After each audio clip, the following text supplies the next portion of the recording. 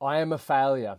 I remember having this thought when I finished grade 12 and I got my OP, and I know that's like my grade 12 certificate score. And the better the number, the better career opportunities that were available to me.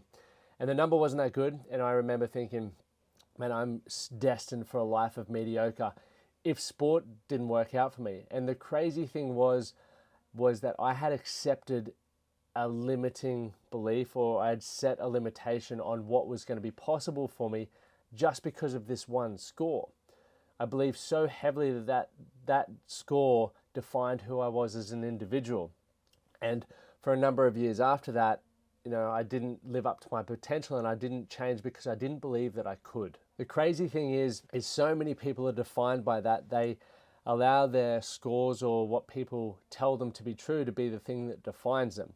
And if you're like me, you are probably wanting to live an inspired life. You're wanting to live a life by design, one that you genuinely jump out of bed. Not every day, because I don't believe anyone does, but most days where you're like, I cannot believe this is my life. The people that I get to surround myself with, the experiences that I get to have. I don't have financial stress. All of those sorts of things are what many of us are striving towards.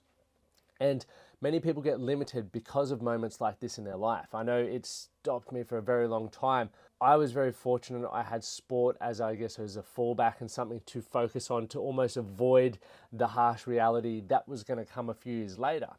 But had I not have that, I would have had to, really start going, is this my life, or are there things that I can do to better improve that? The crazy thing is I don't believe, and looking back with the hindsight that I have now, that number really reflected who I was or what I was capable of. The challenge was that I allowed the fear of failure to be the reason why I didn't put my hand up when I didn't understand things, why I didn't think differently or reach out or really have a crack at things. I just had been told, hey, you're the athlete, don't stress about that, or you're not good at math, or you don't understand English, your public speaking's poor. That I was like, well, they're my teachers. They must know more than me, therefore I will believe that. That whole fear of failure, of not trying to do things differently, is what really stunted my growth, and it stopped the opportunity to get feedback from experts. It stopped the opportunity for me to really start flexing the muscle to develop those skills, because I do believe everything is coachable, is learnable. And it then took away many years of my life where I could have fast-tracked success. So in today's episode, I want to cover some things around how failure is going to be the greatest teacher that you can have. A lot of people's relationship with failure, mine included, was terrible. And I think one of the biggest reasons why that is for many of us is because we attach it to our identity. We associate, I failed, therefore I am a failure. And that could not be further from the truth. Just because you failed doesn't mean you are a failure. For me personally, I believe the biggest failure is the fact that you're allowing fear to hold you back from taking the risks or enjoying the experiences or learning the thing that you want to learn that you believe is going to improve your quality of life. I believe that failure is just going to shine that mirror back to say, hey, Lockie, you keep failing at this, but this is what's holding you back. If you are truly committed, then you can learn that thing and propel yourself forward. But it takes a lot to be able to get over that association of failing with failure or being a failure. So we're going to go through, one, why we fail. Secondly, you are not your past results, but your response to them. I think that's a really key point. And thirdly, which I think is one of the most important parts, and if you hang around, I'm going to teach you how to do that, is fail fast and fail often. A societal myth is that failure means you lack talent. I truly believe this for such a long time. I was like, man, if I don't pick it up within the first minute, I'm just not talented in that area. I don't want to do things that I'm not talented in. I need to find my talent, because that was so heavily linked to purpose and my opportunity of success. And if you've listened to this podcast long enough, or you've read enough books, you'll understand that that's complete bull, right? BS. So that societal myth needs to change. Failure means you haven't put the pieces of the puzzle together yet. Okay, that is something that I think is really important. And if you've ever done a puzzle, the reason why this reference comes to mind is at Christmas we were doing a heap of puzzles randomly, and I was watching people try and put the pieces in. They were having a crack and they're like, nah, it doesn't quite fit there. Let's put that over to the side. Let's try another piece and see what that does. And as you started, I guess, failing in attempts, you were getting better feedback, and you were also leaving yourself with a more focused point of which piece could go in that area of the puzzle. And that's no different to you achieving the goals that you want from your life. It's just, once again, trying pieces until you're left with a greater focal point and the opportunity to get one of those pieces in to see the whole picture, so to speak. So let's dive into the first part. Why do we fear failure? I've begun to realize that the most successful people in the world have a positive relationship with failure. And I want to give you, I guess, my understanding of a positive relationship with failure and also a negative relationship with failure. Because as I spoke about on the newsletter and in last week's episode, if we don't give definitions and if we don't establish the meaning of something, it is very hard for us to then build upon those ideas. Because if I say positive relationship with failure and I don't define that for you, that could mean something different for you as it does for me. So then the points that we build off here may not make sense. So for me, positive relationship with failure is feedback and learnings to achieve your desired outcome. Okay, meaning every failure is like, cool, that didn't work because of this, or this is maybe where I need to improve, I need to learn this skill, I need to hang around with this person, I need to stop doing that. Versus the negative relationship with failure is what most people have, is fear. It's the adversity to risk taking. So you don't do the thing that's going to propel you forward. Not a cool place to live if you're wanting to build a great life. So I'm thinking, well, why do the successful people have a positive relationship with fear when many of us don't? What makes them special? And what I guess as I've thought about, I've started to believe is true, is they don't look at failure as a lack of success, right? It's just they're focused on the progress, and a lack of progress does not equal failure. Rome wasn't built in a day is something that you've heard. You don't drop 10 kilos overnight. You don't gain 10 kilos overnight. You don't earn $1 million overnight. It's the progress that gets you to that, whether it's building the relationship to close a deal, whether it's being in the gym at 5 a.m. every day for 12 months and counting your calories to lose or gain the weight. That progress, if you track it, can be a great area to fall back on in order to go, hey man, I'm making progress, therefore I am succeeding. And many of us so focus on the outcome, we forget to appreciate the journey and recognize that, hey, progress is success. Progress is what's moving me or moving the needle forward. So don't overlook the journey. It's going to be a very important part for you to take away from. And I don't want to sit here, and say that only focus on the journey and not the outcome. I think they're both equally important, but where I believe a great skill set to develop is when you're lacking motivation or you're lacking drive, look future focused, right? Look at the end goal of what you're trying to achieve. That can maybe motivate you. It can inspire you. But if you're in a position where it's like, man, I just need to get in Groundhog Day, or I'm not feeling successful because I haven't achieved that outcome yet, go to the process. How much progress have you made from where you started? It's why for all of my clients, we use the 12-week game plan, because the goal that you set on week 1, every week you should be doing something to get closer to the outcome that you want to achieve in 12 weeks' time. I understand that as human beings, our emotions go through waves and peaks and troughs, and depending on where you're at any given time when you're reviewing a goal, you're either like, man, I'm making awesome progress, or I'm really struggling here. But if we then go to the logical side, where it's like, okay, you may feel that way, but what is the data saying? What is the plan that you've set out for and what you've been recording? Have you actually been making progress? And quite often, people will look at that and go, oh wow, I am actually, making progress. I'm not at my desired outcome yet, but I'm much further along than I once was. And so for me, and I've mentioned this a lot on the podcast, when emotions are high, intellect is low. And so when your emotions are taking over and telling you, man, you're a failure, you're not making progress, you just got to go back to the data, right? That is the more intellectual, rational side. So that is why I'm a big believer in tracking your progress, right? We look at, and I'll talk about this actually in this week's newsletter. I'll break this down for you guys, but I'll give you a sneak peek now. When you've got the vision, you attach the goals to it, okay, and then you create the plan. The plan are the things that you should be doing to achieve the goals. If you start achieving those goals, you're going to start creating that vision of your ideal life. The things that we need to think about is like outcomes are important. They help us create the plan and define what we need to do in order to achieve that. But many of us fall apart at this point because of the fear of failure. We think, what if I mess up? What if I get it wrong? What if I'm not good enough? All valid thoughts and all things you should probably ask yourself, but you need to work through that and challenge it. It's like, what if I don't mess it up? What if I don't get it wrong? What if I am good enough? The negativity bias is something that we all experience, and it's come with us through evolution, where it's like, man, I want to keep you safe. Your brain is saying, hey, Lockie, I'm going to get you to consider you're not good enough. I'm going to get you to consider failing. I'm going to get you to consider that you'll mess it up, because I don't want you to go through that potential failure because your body doesn't, or your mind, sorry, doesn't send a response to go, man, if that breaks up and people judge you or laugh at you, that is like dying. That is your body's response to dying, where it's like, man, I just don't want to go near that. I don't want to experience that. I want to keep you safe, which is generally in the comfort zone, which is further away from the life that you want. So you have to accept fear is going to come with you, but you need to use fear as your compass to be able to know what things you should be doing to grow into the person that you need to become to have the life that you want to have. It doesn't need to be complicated, right? You can allow your mind to keep you safe and avoid failure, or you can jump in the driver's seat and accept, that you're going to be part of the process. It will be part of the process. You need to accept that failure doesn't define you, it guides you. So a couple of questions that I left in this week's newsletter are that if you want to improve your relationship with fear, use these questions. I use them in my own life.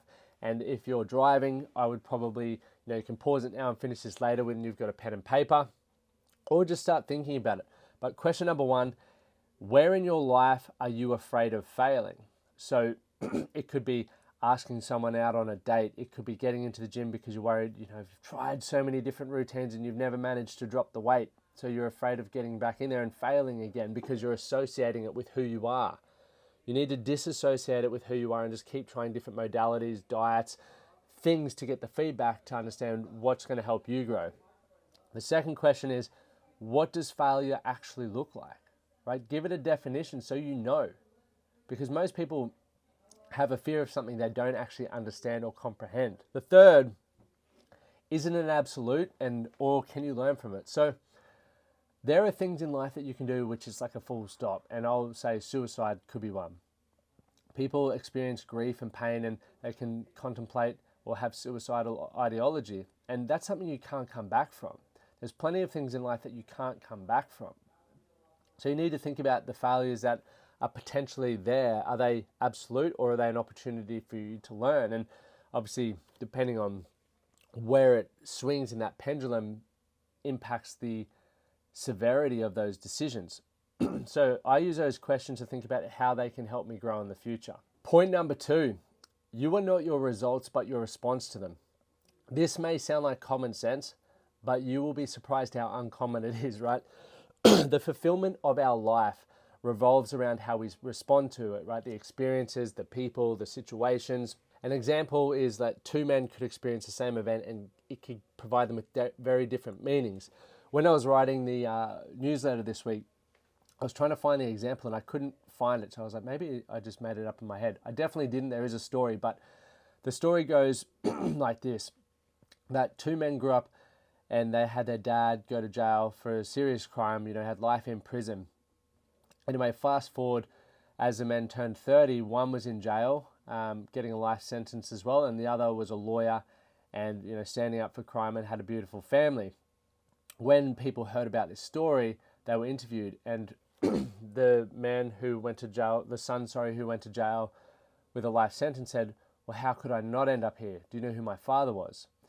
And then they interviewed the other son who was a lawyer and had a beautiful family and stuff, and his same response was the same. It's like, well, how could I end up here? Do you know who my father was? So one was inspired to build a better life. One sort of took the same habits and actions and continued to do the same things that his dad did.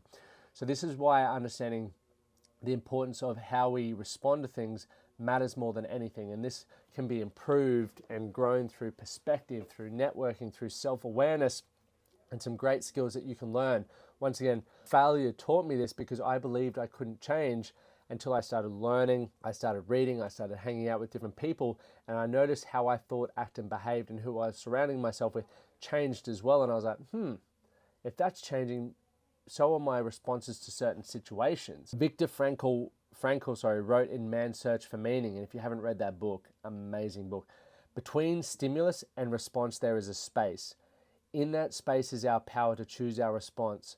In our response lies our growth and our freedom. And it is such a beautiful thing from someone who was during the Holocaust, for him to say that he went through probably some of the worst stuff in the world, and he still chose to keep a certain standard with his responses and behaviors. And for me, it's like, okay, going back to what I said in point one, that when emotions are high, intellect is low, we just need to understand that if our emotions are high, how can we manage them better? And there's a great book by Daniel Goleman, Emotional Intelligence, which I'd highly recommend you read if you haven't. But there's a lot of steps that you can do there to start managing, becoming more aware of your triggers and what emotionally supercharges you, because when you're in control of that, life becomes a lot more simple. We overcomplicate life because we aren't aware of how much our emotions are impacting our responses to certain events, and some events are really not that big deal. And people say, and I've been guilty of saying, it's all relative to the individual. But I also believe that us as individuals should be moving towards a place where we can manage response, we can seek to understand, and we can hold ourselves to our highest standards regardless of the adversity that we're facing. And a lot of these skills you can learn and develop, and one of the best ways I've done that through surrounding myself with people who have the results that I want, or maybe are comfortable and capable of managing stress. And in our 7-day Strong Man of Value challenge program, which is $27, you'll go through over 7 days developing these for yourself. You'll get the frameworks, and as I talk about, foundations rarely change, rare if ever, but utilizing those foundations to put in your own life so that you can start understanding and unpacking your mind and what's working well for you and what's not, you then put yourself in a very powerful position to continue to create change. When you understand that you can learn skills to improve your life, your response to adversity improves, you'll feel like you have that superpower. You aren't the same man this year as you were last year, or at least I would hope not. And you shouldn't be the same man in 12 months as you are now. That would mean you're not growing. And in order to get different results and better outcomes, you must be growing. You must be changing your response to adversity and to the outcomes that you're getting, because those who can respond better to stimulus and adversity are the people who are generally climbing to the top. And I know that you're listening to this podcast because that's what you want. So it is a very powerful and important skill for you to develop. It should always be growing. So a few questions once again to help you grow. And if you want these written down, head over to my newsletter in the link and you'll be able to get those questions and fill them out there. Or you can just do the 7-day challenge if you want to spend the $27. But a few questions help. What was my most recent obstacle that I faced? Secondly, how did I respond to it? We're now building self-awareness, right? Asking ourselves questions to real life experiences for you. How would my best self have responded to it? Once again, future projection of who you want to be and how that person would show up. You're now starting to condition yourself to think differently and behave differently. What can I take from this for the future? Learnings. There's always learnings from life. Let's talk about point number 3, fail fast and fail often. I believe it's one of the most important parts. And you're probably thinking, why would I want to fail fast and why would I want to fail often? So I've given this example a number of times in the podcast where when I started in network marketing, obviously we all start at the same level. We're given the same product. We're given the same tools and resources to build a business. And in 12 weeks' time, I was at the executive top level. And a lot of the people who started at the same time as myself weren't. And I thought that was interesting because I just did what they said to do and these people didn't. And when I started talking to them, I noticed how much fear had held them back. The fear of rejection, the fear of judgment, the fear of failure, and potentially even the fear of success. And that fear meant they weren't doing the thing that they needed to do to get the outcome. I found that very interesting because I had the same fears. I wasn't standing there going, I never feared rejection. I never feared failure. I just became comfortable with it because the fear of not achieving what I wanted to achieve was more daunting, right? As I said at the beginning, I believe the ultimate failure is not moving through the fear to create the life that you want for yourself. When I understood and I thought people allow fear to, associate with who they are, I'm a failure or I'm a reject or I can't sell this, therefore I'm useless, I just thought, okay, well, I can always get better at that. And the more I fail, the more rejections I get, the more phone calls I have, I'm going to get better at that. So the short-term failures lead to me developing the skill that's going to change my life. And I really want you to take that away. I really believe that if you're holding back and you go back to those questions earlier, like what is the thing that you last failed with or what are you not doing because of fear? That's the exact thing that you need to do in order to get the outcomes that you want, whether it's more money, healthier, better relationships. You need to start going, okay, the truth is failure doesn't define me. It is going to help guide me. So I'm hoping by the time that you've finished listening to this that you feel a little bit more inspiration and you know that confidence is going to be built through repetition, becoming more comfortable with the uncomfortable. That's the only way to do it. It's a big reason why I'm a believer in having the right people around you, those who motivate, support you, and inspire you to do those things as well, because as I said, it is daunting. I've had a great support network even since I was back in network marketing, but even more so now within my business as I have to pick up the phone. It's like, I know that I'm going to get hung up on.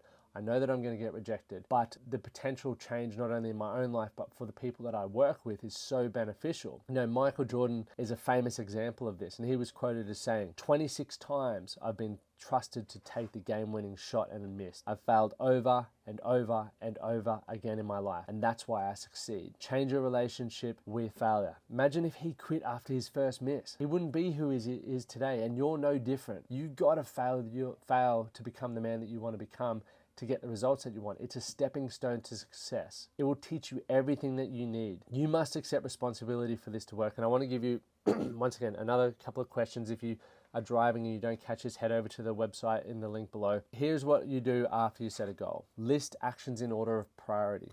Secondly, take action. Thirdly, review actions. Fourthly, revise if needed, meaning the actions that you're doing aren't the most beneficial. And continue until. When you focus on the process, you remove the failure, because it's like, this is the next step, or this is what I need to revise, as opposed to, man, I didn't get the outcome today. If you have a more positive relationship with failure, it won't define you. You'll understand that. And I'm going to wrap it up there, guys, because once again, if you want more of this, head over to the newsletter. Thank you for supporting the show. I truly appreciate it. We're growing massively in the United States at the moment, which is exciting because we have a lot of new listeners, and I hope you're getting value from this. And as I've said, if you do find yourself in a position where you want to get some more structure and start making some improvements, head over to themanthatcanproject.com. You can check out our programs. If you fully want to get involved in our community, there's stuff there for you. If you just want some stuff to start making some progress, we've got that there as well. And super simple, head over to that website. My name is Lachlan Stuart. As always, do something today to be better for tomorrow.